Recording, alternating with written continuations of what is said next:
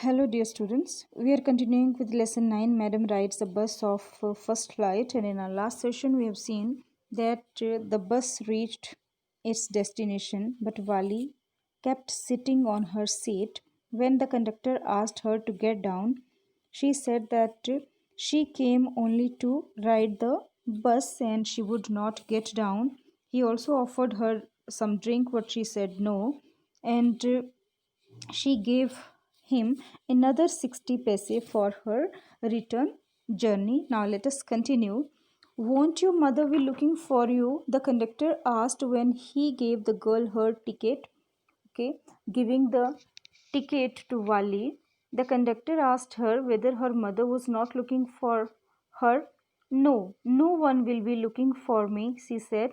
The bus started, and again there were the same wonderful sights. Now, bus started moving, and of course, Wali said no one will be looking for her, and the bus started, and again there were the same wonderful sights on the way. Wali wasn't bored in the slightest and greeted everything with the same excitement she had felt the first time. Now, Wali, she was not at all bored and greeted everything with same excitement. She was too excitement on seeing all those things as she was excited first time when she went that side. Now, but suddenly she saw a young cow lying dead by the roadside, just where it had been struck by some fast moving vehicle. Suddenly, Wali saw a young cow lying dead by the roadside, and it had been struck by some fast moving vehicle. Isn't that the same cow that ran in front of the bus on our trip to town? She asked the conductor. On that, she asked the conductor whether this is the same cow which was running in front of the bus when they were going for the going on the trip to town. The conductor nodded. The conductor moved his head in affirmation, or he said yes by nodding his head, and she was overcome with sadness. Now, Wali, she filled with sadness. What had been a lovable, beautiful creature just a little while ago, and now suddenly lost its charm and its life and looked so horrible, so frightening as it lay there, legs spread eagled, a fixed stare in its lifeless eyes, blood all over. Now, what had been a lovable, beautiful creature, a little while ago, it was a lovable, beautiful creature, and now suddenly it lost its charm, its life, and looking so horrible, so frightening, as it was lying with legs stretched out, and a fixed stare was there in its lifeless eyes, and blood was all over. The bus moved on, bus continued. The memory of the dead cow haunted her, dampening her enthusiasm. Haunted her mean that memory of that dead cow was coming to her mind again and again. It was impossible for her to forget, and dampening her enthusiasm. It was also decreasing. Dampening here mean decreasing her enthusiasm, excitement.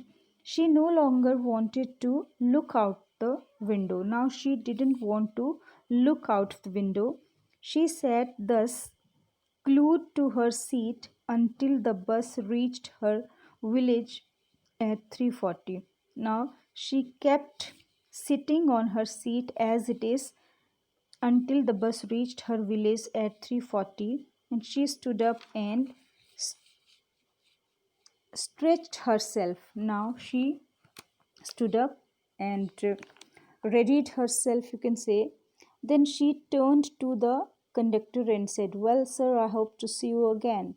Now she turned towards the conductor and said, "Okay, sir, well, uh, hope to see you again." I mean, she said bye to him. "Okay, madam," he answered, her smiling, and he also answered smilingly, "Okay, Whenever you feel like a bus ride, come and join us and don't forget to bring your fare.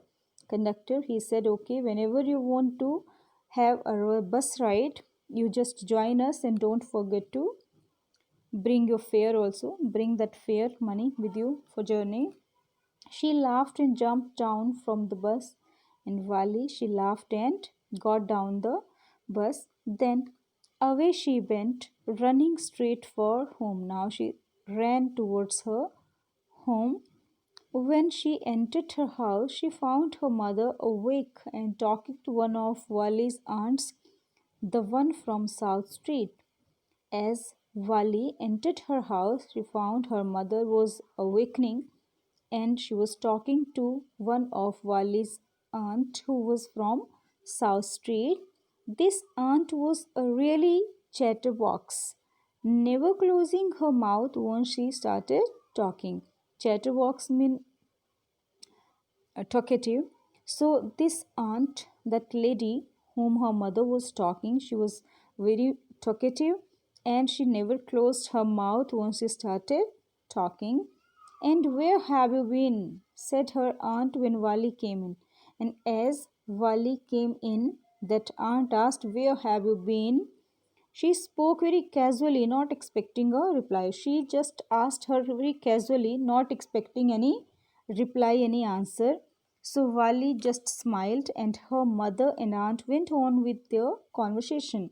So Wali, without giving an answer, without giving any reply, just smiled, and her mother and aunt they continued with their conversation. Yes, you're right, her mother said. So many things in our midst and in the world outside. Now, both the ladies, Wally's mother and that aunt, they were talking something. So, what said Wally's mother said, yes, you are very correct, you are right, that there are so many things between us and the outside world. How can we possibly know about everything? So it's not possible for us to know everything. And even when we know about something, we often can't understand it completely, can we? And she also said that even when we know something, we don't understand that completely.